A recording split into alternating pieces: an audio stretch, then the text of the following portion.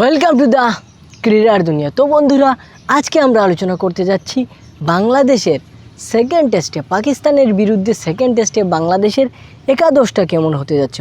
বন্ধুরা আমরা যদি দেখি যে আমাদের সেকেন্ড টেস্টটাও রাওয়ালপিন্ডিতে, এবং সেটা 30 তারিখ থেকে আরম্ভ হতে যাচ্ছে।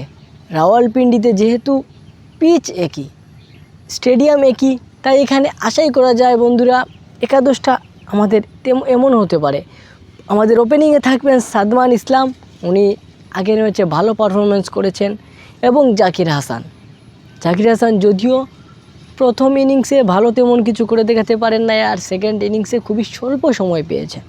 আর এরপরে বন্ধুরা ক্যাপ্টেন হিসেবে নাজমুল হোসেন শান্ত, উনি ওয়ান ডাউনে খেলেন এবং উনি ওয়ান ডাউনেই খেলবেন, এটা ধ্রুব সত্য। মমিনুল হক 4 নম্বরে, এটাও সত্য বন্ধুরা। মমিনুল হক আমরা দেখেছি গত ইনিংসে ভালো রান করেছেন, একটা 50 করেছেন ফার্স্ট ইনিংসে। আর মুশফিকুর রহিম ভাই চুম্বেশ্বরী, এই বয়সে এসে উনি খেলেন 1, 2, 3, 4, 5 নম্বরে, এবং সেই 5 নম্বরে বন্ধুরা যে খেলাটা দেখিয়েছেন এই বয়সে এসে, এটাও বন্ধুরা চুম্বেশ্বরী। তো বন্ধুরা মুশফিকুর রহিম আছেন 5 নম্বরে। 6 নম্বরে এই যে সাকিব আল হাসানকে নিয়ে কিছু কথাবার্তা উঠতেছে যে সাকিব আল হাসান খেলতে পারবেন না সেকেন্ড টেস্ট, কিন্তু আমি এই কথাটাকে একদম ভিত্তিহীন বলে উড়িয়ে দিব, কারণ আমি জানি যে সাকিব আল হাসান খেলবেন সেকেন্ড টেস্ট, এবং এটা নিয়ে আমরা অলরেডি একটা ভিডিও বানিয়ে ফেলেছি। আর আপনারা চাইলেই বন্ধুরা ভিডিওটা দেখে আসতে পারেন, আই বাটনে দিয়ে দিব এবং ডেসক্রিপশনেও দেয়া থাকবে।